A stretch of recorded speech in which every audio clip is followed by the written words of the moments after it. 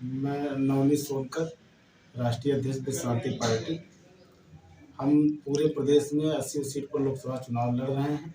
इसमें हम अपने जौनपुर के प्रत्याशी के समर्थन में गुरैनी, मानी और भदोही तक जनसंपर्क किए हैं और कर रहे हैं। लगातार हमको समर्थन मिल रहा है और हम पूरी उम्मीद है कि ये चुनाव हम जीतेंगे और हम पूरी मजबूती, पूरे दमखम से लड़ रहे हैं।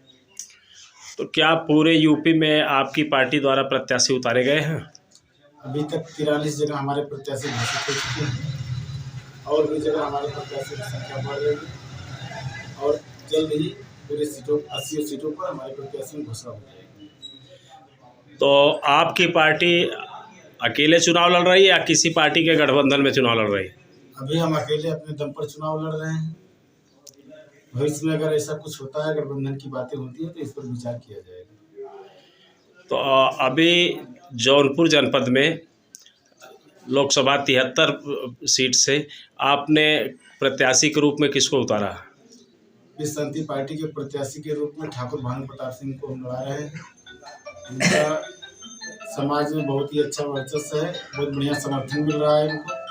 हम लगातार घूम घूम कर देख रहे हैं और हम भी इनके समर्थन में आम जनता के बीच जा रहे हैं। अच्छा खासा समर्थन मिल रहा है। देखिए, ये बात तो आपने बड़ा सही क्वेश्चन किया कि मेरी वरीयता क्या होगी। तो देखिए, हम तो गांव गरीब के किसान के बेटे हैं, तो जाहिर सी बात है कि हमारी समस्या तो किसानों की ज़्यादातर फोकस मेरा किसानों की तरफ रहेगा। क्योंकि आज देश में अगर कोई परेशान है वो नौजवान है और किसान है। और विकास की बातें अगर सरकार करती है, जब तक देश के अंतिम व्यक्ति तक विकास न पहुंच जाए।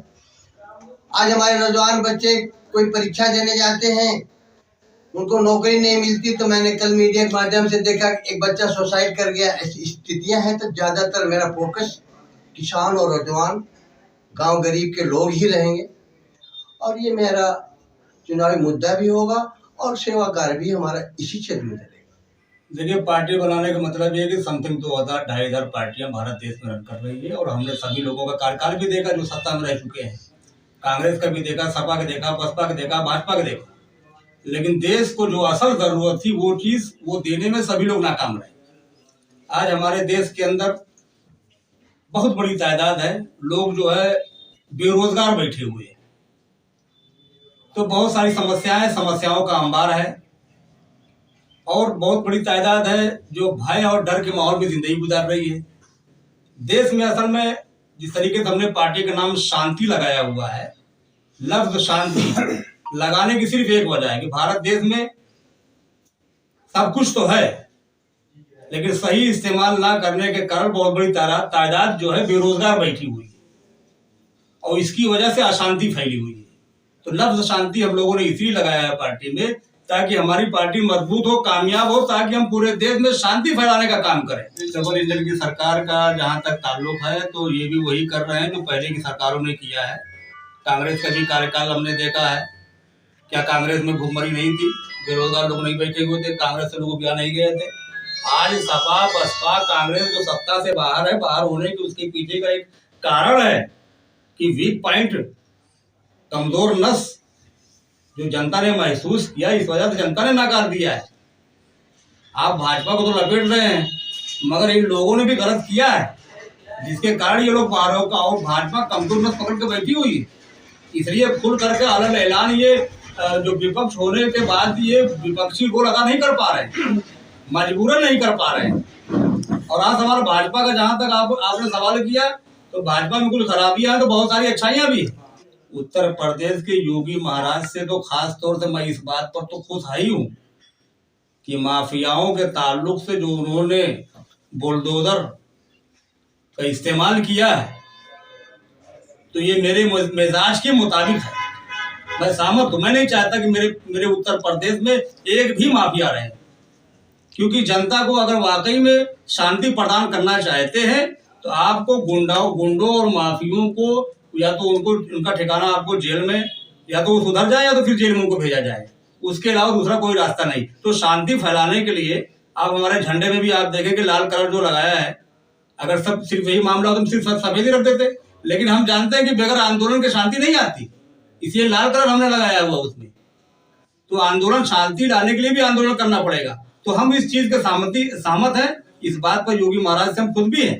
बस अब तो ये है कि योगी महाराज मुख्यमंत्री है तो सबके लिए है, किसी के साथ भी नाइंसाफी नहीं होना चाहिए या चिन्हित करके किसी को घर न गिराया जाए।